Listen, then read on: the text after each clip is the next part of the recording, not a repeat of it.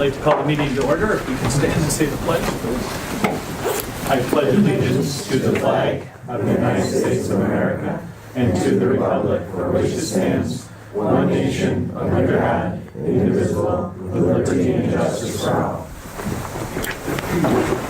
Thank you everyone for coming. I hope if you get out of here, you remember to go vote tonight. We have had no visitors wishing to speak sign in, and we have no written communication tonight. I know we do have a report by both you and Mr. Smith, so I'll let you go first. Yeah, I attended the Erie County Association of School Boards legislative meeting. The forum this particular time, they brought in a bunch of politicians, and the different school board members and superintendents broke out into groups based on who their representatives were. The opening speaker was Chris Jacobs, who doesn't actually cover us specifically, but he's a former school boards member, and so he gets where we're all coming from. He wants to increase foundation aid, and his key focus right now, he's actually on a opioid and heroin task force, so he talked a little bit about that as kind of the opening speech. I met with Mr. McNulty, who is the senior aide to Ranzenhofer, who's the New York State Senator. We're in the 61st district. He started out by just talking about the diverse needs of his district, because he has everything from suburban to very rural districts. He's been on the education committee and the budget subcommittee. They noted some progress with the GEA being phased out and core funding increasing slightly. Federal cuts to healthcare are expected to hurt New York in particular. Everybody's in a wait and see mode right now because nobody knows what's actually going to happen. They're also waiting to see if the feds let the states decide what they want to do with education and with APPR. They're waiting to see how that's all going to shake out. The senator is not a fan of APPR. He said it was a unique time when it passed. There were big cuts happening, and it was meant to address the first in, last out situation with teachers. The tax cap is very popular. It's not going away. He supports increasing exemptions, especially for capital projects and for pilots. And he basically supports common sense exemptions that allow school districts some flexibility. Another one of our districts that was in his 61st district, another school district, noted that we needed foundation aid improvements, we need exemption relief, and we need mandate relief. He called it, the foundation formula he called Pandora's box. He said there's a commission investigating it, but he said to be careful what you wish for, because he's not always sure that if they change the formula that our amount would go up. TRS reserves were a big topic of conversation. There's no major argument against it, but it was a big topic last year, but it didn't get done. So he didn't have anything useful to say about it, but it came up quite a bit, and a lot of the school boards and superintendents are in favor of a TRS reserve. Then we met with Ray Walter, who's our New York State Assemblyman for District 146. He noted improvements in funding in the last few years. He's a strong advocate for schools and has an open door policy with superintendents. He feels that Common Core and teacher evaluations are taking things in the wrong direction. He feels positive about the recent changes at the Regents level. Healthcare funding, again, he mentioned, could have a big impact. The two biggest line items in the state budget are healthcare and education. If healthcare goes up significantly, that could impact education. He wants to eliminate unfunded mandates that cost over $10,000 to the districts. He is a proponent of the 2% tax cap. People wanted to know whether he would support a solid 2% tax cap as kind of a floor, and he wouldn't really speak to that. He said it is a little bit of a muddy conversation, because based on what exemptions you allow, it doesn't make sense to just say 2%. which is, makes a lot of sense. He noted that property taxes are regressive and it's hard on seniors. He prefers income taxes and supports more state funding through that, but does not think the Erie County Association of School Boards was kind of pushing the 50% state funding in early 80s.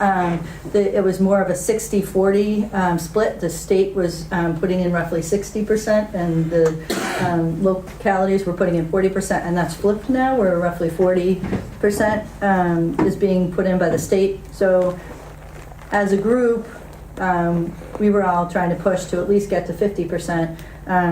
So when that came up, he said that was very unlikely, but that he does support, again, the progressive taxing as opposed to more property taxes, which are regressive. And that was essentially the long and the short of it. Well, thank you for that report. Thank you. Mr. Smith, you have a report as I well? attended the Budget Financing Program meeting. Pretty packed agenda, well facilitated though. The first item was the financials, and I can make an addendum in the minutes if you want me to rather than read from them, but the balance sheet looks very, very healthy. Just their cash position from a year ago has gone from 421 to 478,000. So the numbers look good on the math.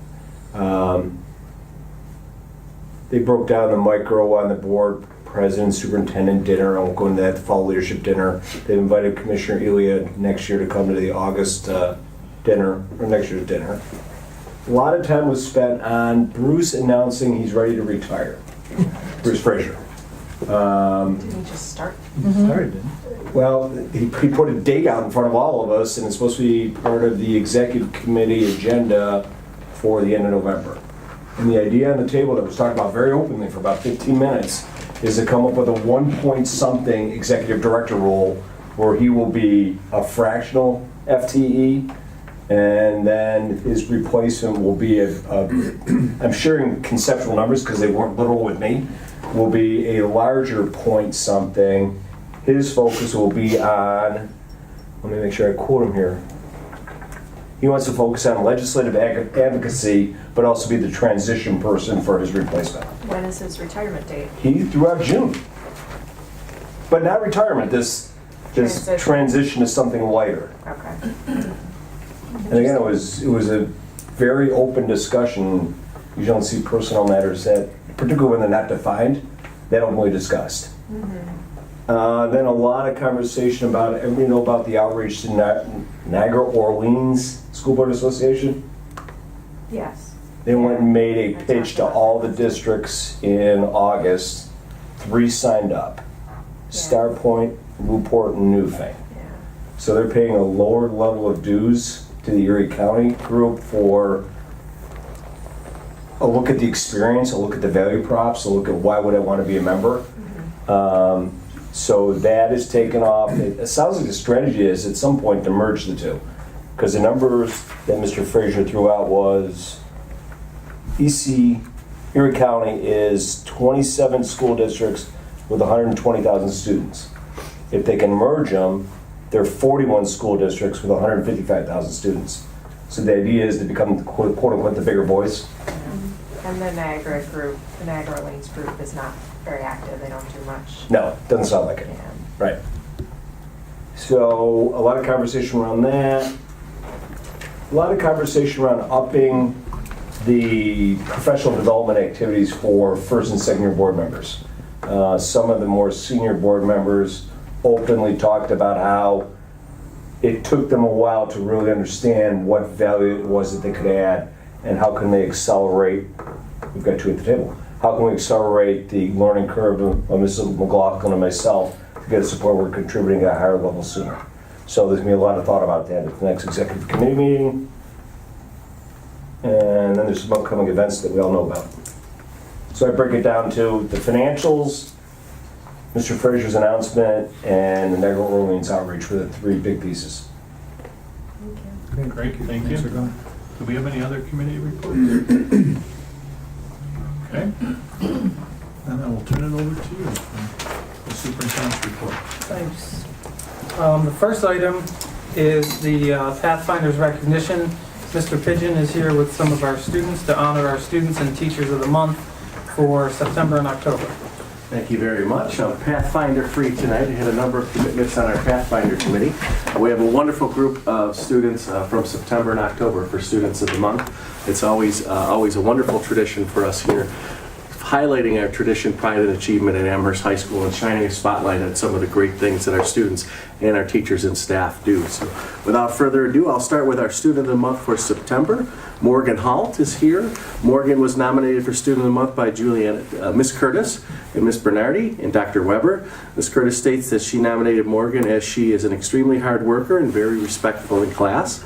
Miss Bernardi states that the few weeks she's known Morgan, she's shown herself to be a very quiet captain in the classroom. Morgan holds high standards for herself. In all of her accomplishments, she strives to always work hard, meet expectations in class, and take her learning to the next level. Morgan is a great honor student. She values the commitment and importance of language development. Morgan also has a great ability to mix work and have fun.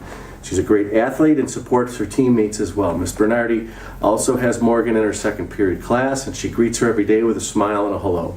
She's always happy and ready for her challenge. She's always a great way to start the day for Miss Bernardi, and looks forward to having her in class all year long. Dr. Weber states that Morgan is extremely dedicated, hardworking, and respectful young lady. Morgan can oftentimes be found in our building very early in the morning, working on her academics, asking for help when she needs it.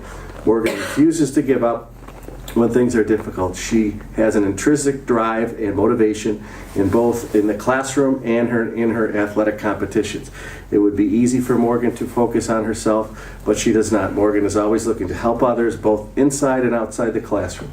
Morgan is an asset to our school community, and Dr. Weber is very honored to have worked with her as a teacher. I can also share with you that Morgan is representing Amherst in the state championships for cross country on November 11th this weekend, so best wishes to you for that match, and thank you for representing us in such a wonderful way. We're very, very proud of you. So Morgan Halt, September Student of the Month.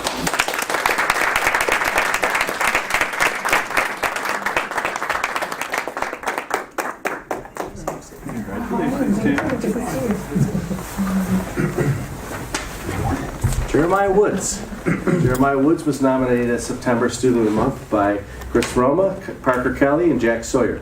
Chris stated that Jeremiah is one of those charismatic people who is always gracing the hallways at Amherst. He treats every student and teacher with respect and goes out of his way to make people feel better. One time after Christopher failed a math test last year, Jeremiah studied with him for 3 weeks straight and helped him pass the next test. Jeremiah is also has a great potential for a UB scholarship and is really moving in a wonderful trajectory towards college. Parker states that the Student of the Month should be Jeremiah's because he's always a great student and a friend. He helps people in the hallway, in his class, and outside of school. Jack states that Jeremiah is an extremely kind individual who puts his peers in front and always helps them succeed. Although Jeremiah and Jack don't have classes this year, he still supports his peers and treats them with respect daily. Congratulations to Jeremiah for being chosen as one of September's Student of the Month. And representing Jeremiah tonight is his father, came out. Jeremiah was working tonight, so he's so dedicated. Thank you for dedicating.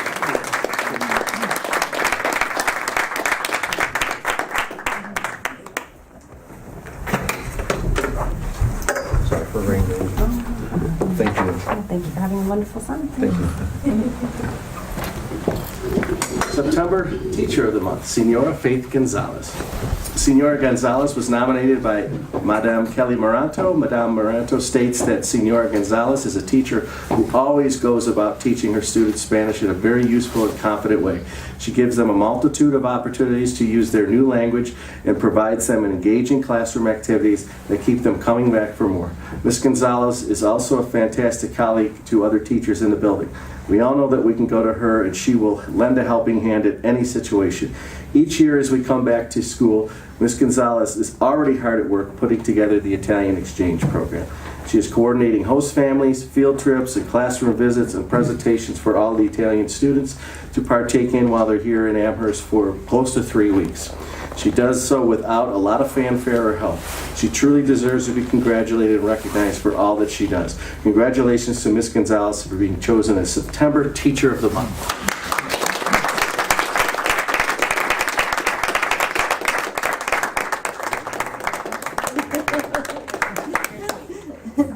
much. Okay, on to October. Alana Reynolds was nominated for Student of the Month by Dr. Paul Weber and Mr. John Fliss. Dr. Weber states that Alana ranks as one of the most mature students that he's ever had in class at Amherst High School. She's a very hardworking student, and when Alana does not understand a concept in class, she always asks questions. He knows that Alana will be successful in whatever she chooses in life to do because of her hard work, her inquisitive nature, and will be the fuel that will really make her and take her anywhere. Mr. Fliss states that Alana is a soft-spoken person, but she is not afraid to speak up to help other students. She is also a kind and caring person. This is evident in the way she works with her group members during the food labs and foreign foods. Alana is not afraid to give her advice, listen, and when others have ideas, and compromise to reach a solution. Often students in lab group have to work with other students they don't know. This is true in Alana's group, but her demeanor has always helped the group work together and grow. It will be great to watch Alana grow and see the positive contribution she will make to Amherst High School. Congratulations, Alana, for being chosen as one of October's Students of the Month.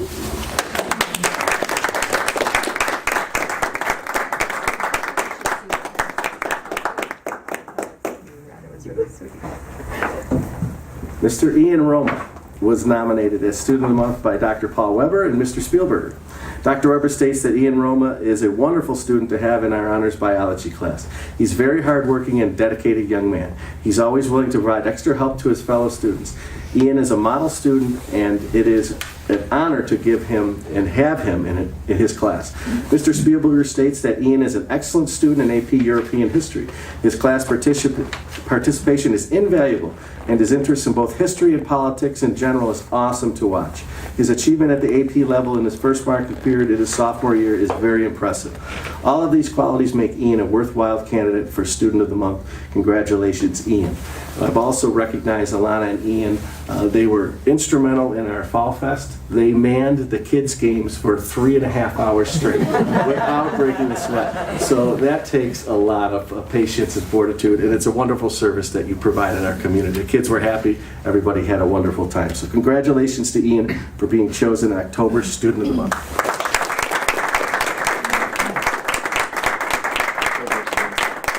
Super available to babysit. Any number. Mr. Robert Close was nominated as Teacher of the Month by Val DeRosiers, Ms. Shelkoff, and Mr. Paul Spielberger. Val states that Mr. Close is a very nice teacher.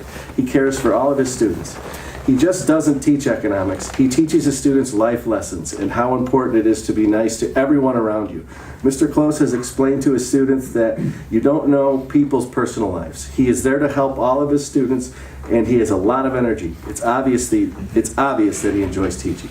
Mr. Spielberger states that Mr. Close has been incredibly diligent in both planning and executed lesson plans for his many new classes.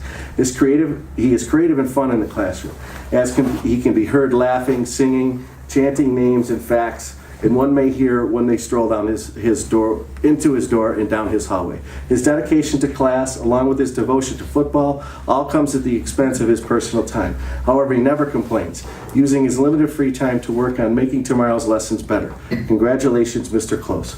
Ms. Shelkoff states that Mr. Close has been a welcome addition to the history department while covering for Ms. Roundtree's maternity leave. He has taken great pride in teaching, devoting time to making materials for his classes. He shows great love of the subjects, and the students surely get to see this on a daily basis. If you're lucky, you may even get to hear his Chinese dynasty sung. Congratulations and well done. And if you've never seen Mr. Close in a sombrero, you should have caught it today. He wears a sombrero like the best of them. Congratulations to Mr. Close.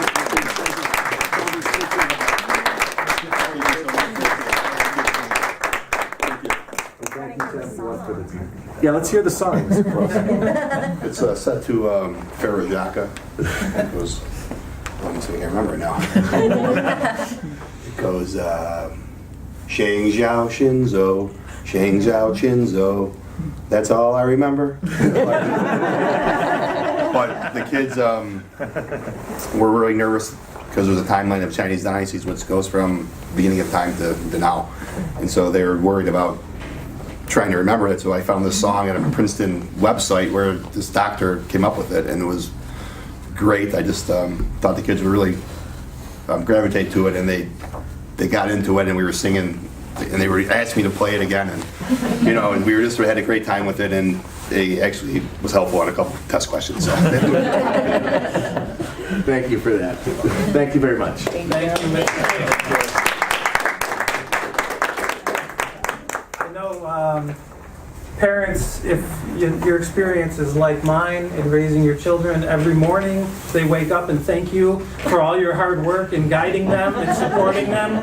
So thank you for everything that you do for your children, because we know good kids don't just happen. They take a lot of hard work and effort on your parents' behalf. So Ian, Alana, Jeremiah's dad, when you wake up in the morning one day, shock your parents and say thank you for being good parents, and don't let it be Mother's or Father's Day.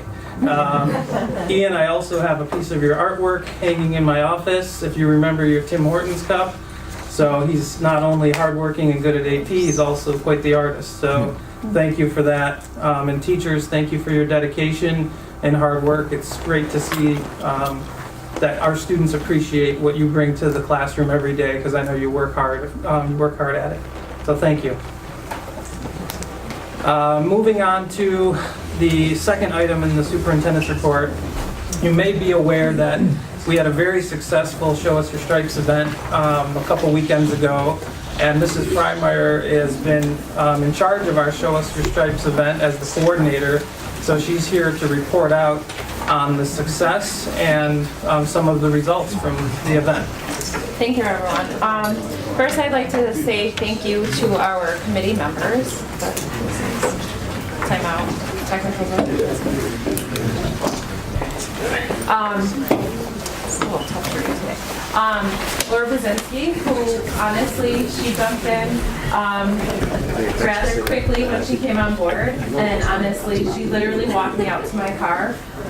She was one of the first people to show up, and she literally walked me out to my car as the last person leaving, so we could not have been as successful this year without your support, so I want to say thank you. Deb Custodio, who cannot join us today, also obviously is very instrumental to everything that we do throughout the year to get us there, and one of her biggest concerns was that she could not be there that night with us. Sue Fratz, who is our representative from the Alumni Foundation, who again is very instrumental in making sure that everything kind of goes through, collects our earnings and also paying off our bills and things like that, as well as getting ticket sales and trying to get more alumni to attend and support the school. Mrs. Goldhawk, obviously, she's done an amazing job with collecting all of our donations as far as basket raffle items, so we could not do that without you, and this year we had more baskets than we've ever had in the past. We actually had a few quite large items as well that came in rather late in the game, so I appreciate all of your hard work because it comes together at the very end, so I appreciate it. Dr. Kyle Ilk, who oversaw getting tickets out to teams this year, as well as getting sponsorships and donations as well. Mr. Pinella for obviously supporting our event and encouraging me to keep going with it. And then Mr. Thielman, who helps with getting tickets donated and printing donated, as well as getting signs and going out into the community to also receive donations. A few of the Amherst organizations who were there who benefit from this fundraiser is the Amherst Alumni Foundation, which many people get a little confused and not too sure what that does, but the foundation actually raises funds to be able to provide scholarships and grants to our teachers in our classrooms and our students throughout the district. So without them, some of the things that they've done and fundraised this through this is being one of their second fundraisers, you know, different objects that are needed in classroom, field trips, busing. The Windermere play last year was funded through, partially funded through some of the foundational funds. So there are different opportunities that students would not normally be able to get that actually benefit from this. So I thank them for that. The Tiger Booster Clubs, which obviously they support our teams, which ticket sales also go back to the organization that they choose. So I appreciate their support, and again, they're out getting to the families with the families that are involved through athletics, selling tickets, so I appreciate that as well. And middle school, high school PTSA, they also do, they use this event also as a fundraiser for them, so it is truly a huge community event. Volunteers, luckily, being a soccer fan, I reach out to my soccer crew as well as my team throughout the district, and I had amazing support staff to help me. We also have a few soccer moms I will mention. They kind of pitch in and help out. Mrs. Percarato Grubb, she organized all the baskets and made everything look really nice for us. So, and it was kind of like a timeless effort of, you know, picking things up, organizing it. So I have to special attention to her, as well as Mrs. Garcia, another parent who volunteered her time to bring baskets over and get everything set up and help decorate. So I appreciate that. And then we had a lot of our faculty and staff who, our clerical staff actually helped out with selling tickets, checking in people at the door, and they truly volunteered for, you know, on their own time. So I appreciate them, and it's great to see everybody throughout the district was able to step up and help out. So I appreciate that. Ticket sale this year, we're a little bit lower than last year. And one of the questions is why. There were a lot of, for whatever reason, a lot of weddings and family events that were the same weekend. So it was very difficult for people. Even though the ticket sales showed us, also, some families also decided to contribute financially, whether they donated a basket or they donated directly to the organization, or they just wrote a deposit or like a donation check. So that does not necessarily reflect on ticket sales. The revenue for this year was $16,000, and we have pre-sale tickets, revenue at the door, the raffle venue, silent auction, and sponsorships. I do want to point out silent auction items doubled the income from last year, so that's huge. I appreciate those large items that were donated. Our sponsorship levels went down a little bit. A couple of our larger sponsors did not contribute this year yet, and I'll say yet. Sometimes that they get a little delayed and it gets kind of lost and then they'll come back. So I'm hopeful that we'll be able to see that go up a little bit, and if there's an update, I'll send it over to you guys so you can report out. Our estimated expenditures, which is one of our biggest concerns for an event like this, is the cost of everything in any kind of event is going up, which is also another reason why we chose a new venue this year. The feedback is that the venue was fantastic. They liked the location. It was very personal. It was private. It was, you know, as far as ease of access, nobody had to go upstairs or elevators to get there. It was nice because we kind of took over the facility, which was fantastic. The spacing and everything, I thought personally, was well laid out. So our estimates were about $4,000. Again, we're trying to see if there's a way to offer some sponsorships to be able to support this, so we can give more money back to the organizations who are supporting by purchasing tickets. So as a committee, we'll meet and review and discuss this. So we try keeping expenditures down to a very minimum. Our net revenue is $11,688.80, I think to the penny. Again, we're expecting more. We're still receiving people who chose not to attend but are sending donations in, so we are still receiving some sponsorships. So we'll be updating that to get a total cost hopefully by the end of the at the end of the year. And then we received $8,400 in sponsorships. And then we have different tiers of sponsorships available. First student was our VARSITY Circle sponsor. And then we have our Honor Society sponsors. And then our Tiger Scholar sponsors. And then we had over 60 basket sponsors, which is a lot. You know, some of the baskets we combined, some of the other things we put into the silent auction item. So without them in the community, and it's great because our community businesses are also supporting the district. And supporting by attending and purchasing tickets to come to the event. So it truly is a celebration of Amherst community, and we could not do it without everybody's support. So thank you very much. Thank you for your work. Thank you.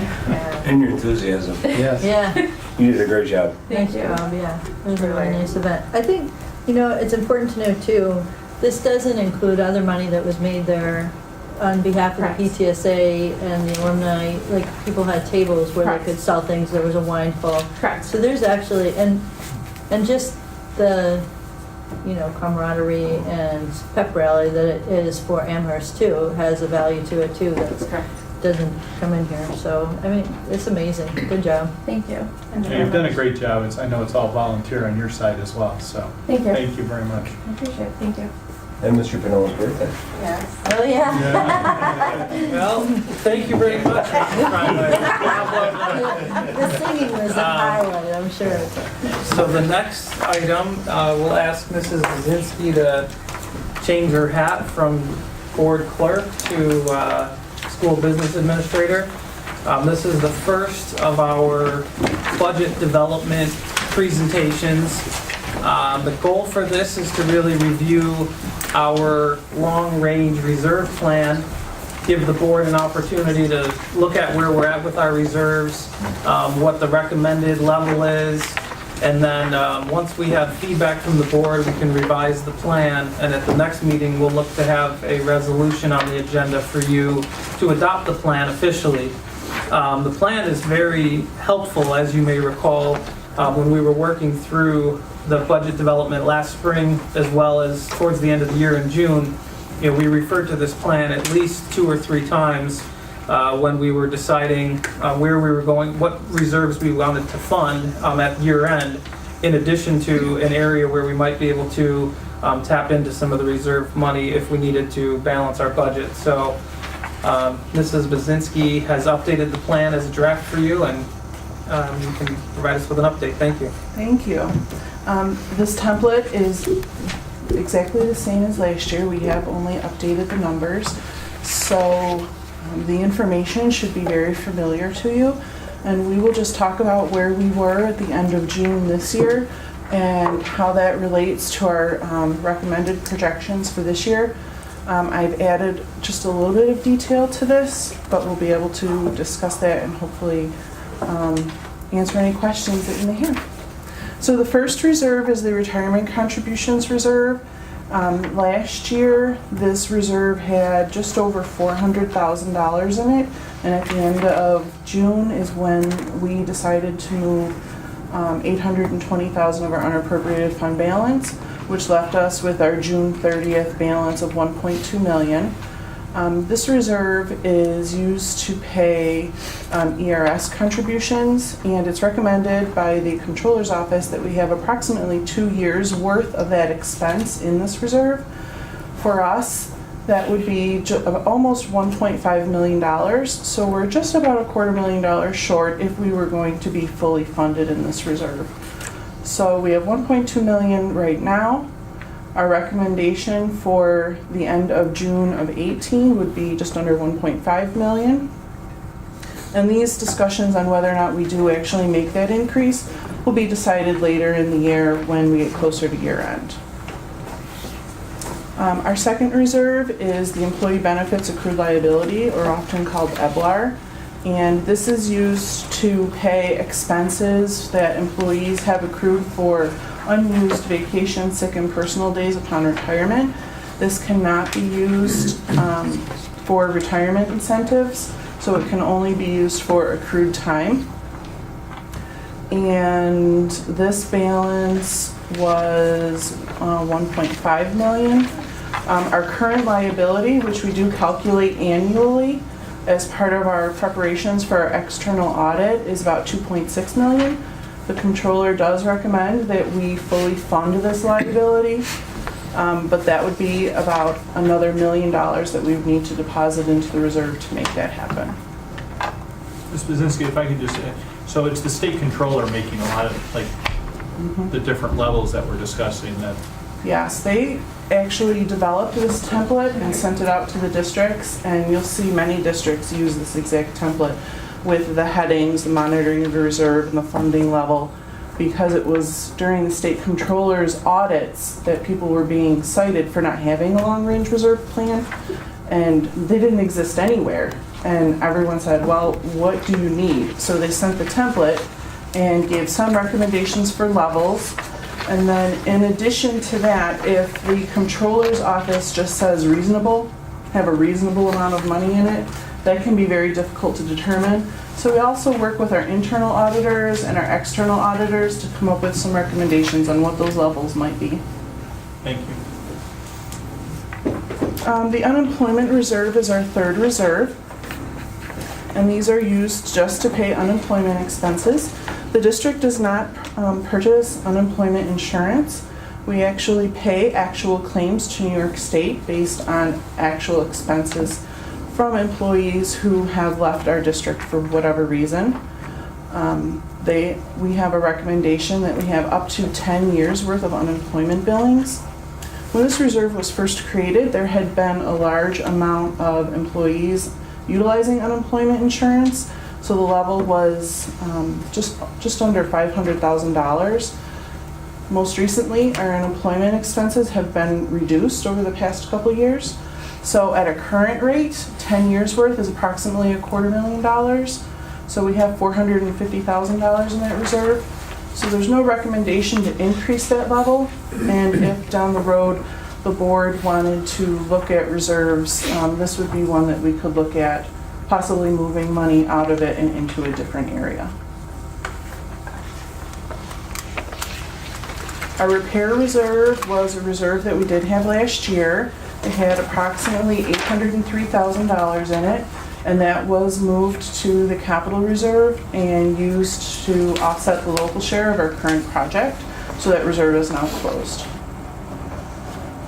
Our tax certiorari reserve is used to pay just that, tax cert liability. We are required to calculate our liability annually, which we did a very detailed analysis of that during tax season this past August. And our 100% liability was $623,000. We currently have just over $500,000 in that reserve. So if we were to be 100% funded for our current liability, we would need about another $80,000 in there. The difference between the tax cert reserve and some of the others is that when the funds are deposited for a specific liability, they can only remain in there for 3 years. And by the end of the 4th year, the funds need to be returned to general fund. So, and a way that you can kind of put that, linearly is if we had $600,000 this year of liability. If we didn't get any more tax certs in the next any years, the next year, the year after, we didn't have to pay out any of that $600,000, we would need to return that to general fund within 3 years. But because every year we receive more claims and more claims, we do the analysis again every year. We make sure the levels are within our liability level, and we can maintain that reserve from year to year. Have we reestablished it in the future? So the reserves are all reestablished every year when you adopt this plan. Okay. So it was originally created in '09, but then last year you adopted your long range reserve plan in November. So because they were all discussed, 2016? I'm sorry, October. October of 16 is when you had your reserve plan updated last year. The November date I have in here now, because this is a draft, is when we'll look at it and formally adopt it at the next meeting. So, where it says funding methods, it says funds placed in this reserve that are not used to pay for tax, certiorari judgments, or claims must be returned to the general fund, is what you just said. Mm-hmm. But it doesn't necessarily say that because you get claims, or you may have Unused potential funds. Right, reserve any unused funds, so any monies that are not used to pay the judgments. So if we put have to money be in this returned. 4 years ago, does it need to come out? If you had no other claims, yes. So if you think about it, so say we had a claim for $100,000 and you had that $100,000 and you never ended up spending any of it, the $100,000 would need to be returned within 4 years, by the start of the 4th year. But because we have claims every year, it's really $100,000 is going out and then the next amount is coming in. So we don't physically make the transfers, but we make sure that whatever funds are in there are enough to cover our current liability. So you're doing an annual review, essentially, of what our liability is based on the tax challenges that come in, For that. and making sure Right. we have the appropriate funds in there to cover should we lose those challenges. But that seems different than used, though. Potential liability and used are two different things. the theory behind the 4-year mark is that when someone makes a claim, it should be settled within 3 years. So if it's not settled and it wasn't used, it needs to be returned to general fund. And that rule is to prevent districts from putting money in the reserve and just letting it sit there and never using it, never having an active liability against those funds. So we'd essentially have to have 4 claim-free years before Right. we'd be required to return the money to the general fund. Right. But annually, we end up with a series of claims, typically in July and August, and that's when we do the analysis of what is our, risk, what's our liability, and we have a pretty robust spreadsheet that kind of breaks it out by 100%. If the claim were to be funded, or if the claimant were to win 100% of the claim, then we look at 50%, 75%, and we make the decision based on that for the reserve. So it's unfortunately a pretty restrictive reserve, but it's also a very important one.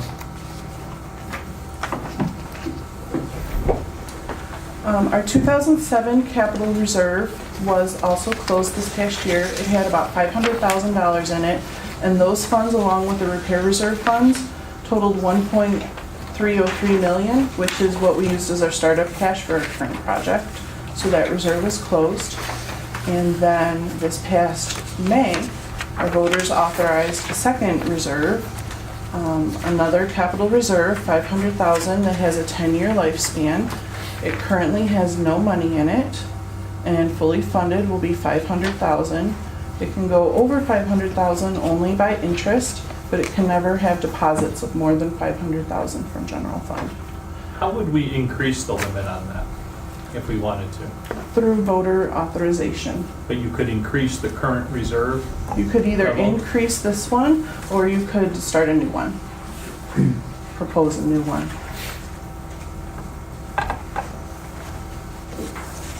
Once the $500,000 is placed into this reserve, it can never receive more money. Even if you use the money for a capital project, it's not a revolving line. Once it's in, that's it. You take it out and then you close it. You would have to ask the voters to authorize a second reserve. Then we have 3 additional topics to discuss briefly. They're not truly reserves, but they also help us in planning our budget and count towards our revenues. We have our unassigned fund balance, and these are funds that are subject to the 4% rule. We are just under that this year at 3.89, which is 2.2 million.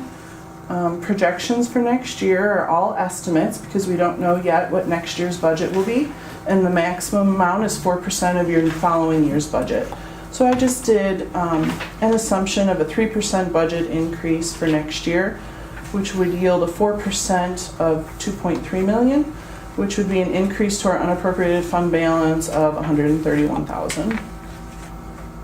Our assigned fund balance are funds that we promise to next year's budget, either for carryover encumbrances or to help balance the budget. So this year, in our current budget, we had $929,000 that we appropriated.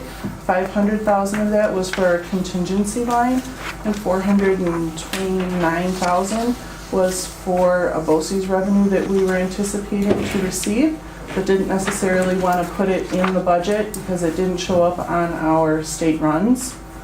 We're hoping to not use any of that money and be returned to fund balance. And the additional amount was $253,000, and those are funds from the prior year that were encumbered on purchase orders, but for whatever reason, we couldn't make those payments before fiscal year end. Either the services hadn't been completed or the items hadn't been received, so we carry those POs into the next year. Both of those combined totaled just under 1.2 million and count as our appropriated fund balance. Any questions on that? Our funding level for our unappropriated fund balance is whatever the district is comfortable with. I put in an amount here of $500,000 to $1 million because typically that's what we had done the last year or so, but that can be changed based on the needs of our budget and the desire of the board. And our final one is our debt service fund. This was approved also last year as a holding fund for unspent bond proceeds and bond premiums. So at the end of June, we had just about $480,000. That money was used in September to pay off to go towards our bond and our ban and go towards our bond renewal. And we currently have $237,000 in there now, which is premiums that we earned, and that will be used to offset interest costs over the next 2 to 3 years. So any future bond anticipation notes we do from our upcoming project, any premiums would flow into this reserve fund? And it allows us to make the principal and interest payments up to the amount that's available out of the V fund, the debt service fund, and not affect our general fund budget. Thank you. Yeah, essentially, we can't choose to fund that fund. It really only has two sources of funding, and it would be unexpended capital funds, which was the reason why we created it as we concluded the 2012 project, and premiums generated from borrowing. So it's really just a holding fund, because typically when you get a premium, you'd like to pay the first year's interest using that premium, but you do have 3 years worth if you decide to span it out a couple more years. But if we wanted to, at year-end, raise the balance of that fund with unexpended funds, we wouldn't be allowed to. So as Mr. Pennell had mentioned, our goal was to share this with you in a draft format to gain any feedback or thoughts that you had or any changes that you feel should be made.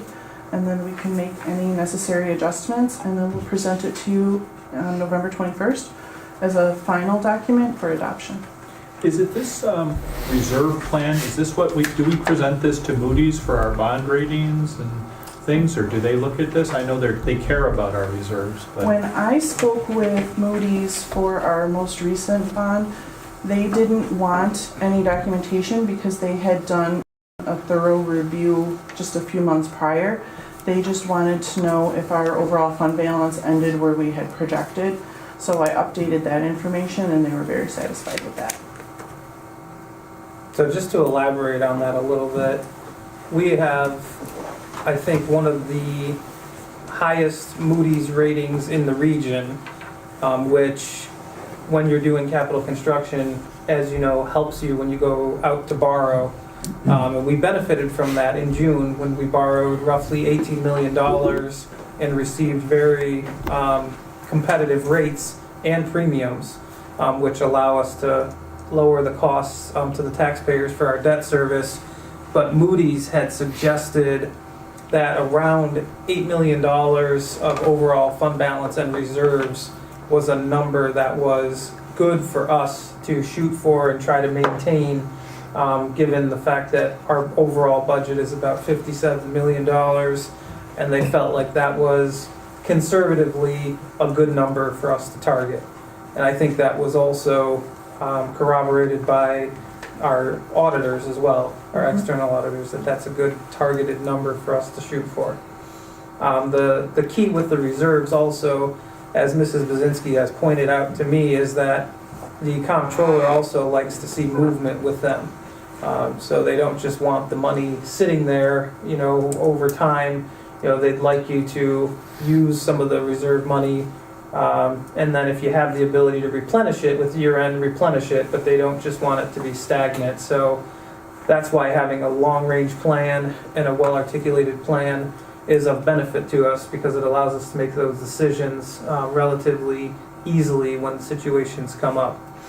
I think the other thing I would point out for the board as well is many of these reserves are pretty restrictive. So you made a very good choice last June when we funded the ERS reserve as opposed to the capital reserve at that time. I think were the two we were debating with. because the money in the capital reserve can't be used for anything other than to offset construction costs. And the ERS reserve is one where we know, based on market performance, we could see increases in those rates annually. And right now, the forecast for the ERS rates is that it may be a slight decline for next year, but if it's any indicator, TRS rates are predicted to go up, and typically ERS isn't too far behind. So it was a smart choice on your part as a board to fund the ERS reserve, and I think having this plan allowed you to make that decision because it was our frame of reference. Should the state approve a TRS reserve, would you be recommending we do that as well? Absolutely. That's one of the biggest swings in our budget that we have absolutely zero control over. It's based on your salary, and they set the rate, and you have to meet it. There is a capital exclusion. If the rate increases by more than 2%, you can exclude whatever the percentage is above 2, but it's over 200,000 for every 1% for us specifically. So that's a big swing to our budget that there's nothing we can do to mitigate it. And right now, I mean, it's early, but the early forecast for the TRS rates is they could go up anywhere from, a half to 1 full percent. So that would be another $220,000 expenditure that we have as a district without any corresponding offsetting levy through an exclusion in the tax cap formula.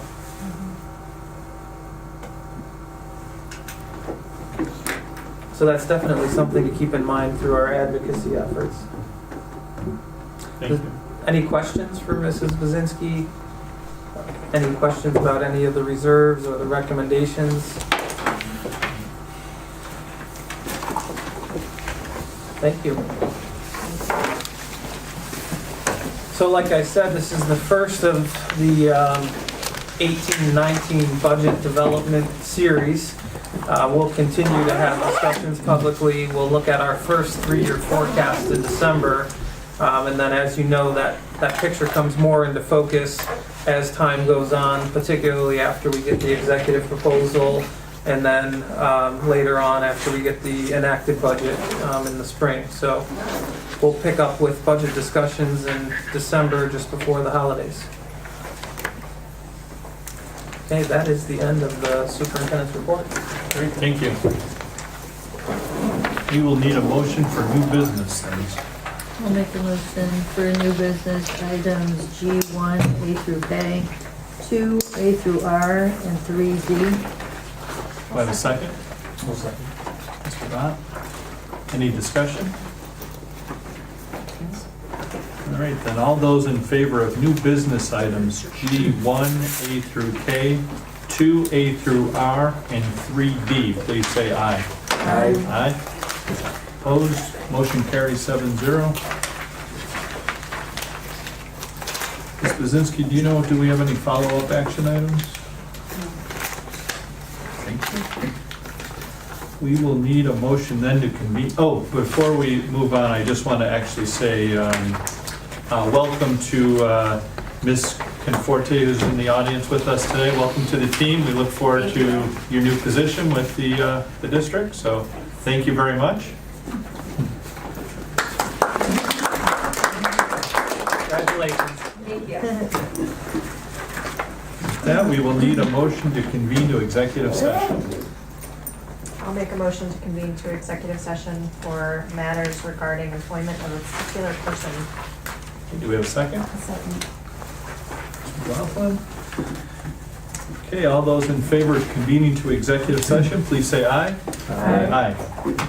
Motion carries. Thank you very much, everyone, for coming.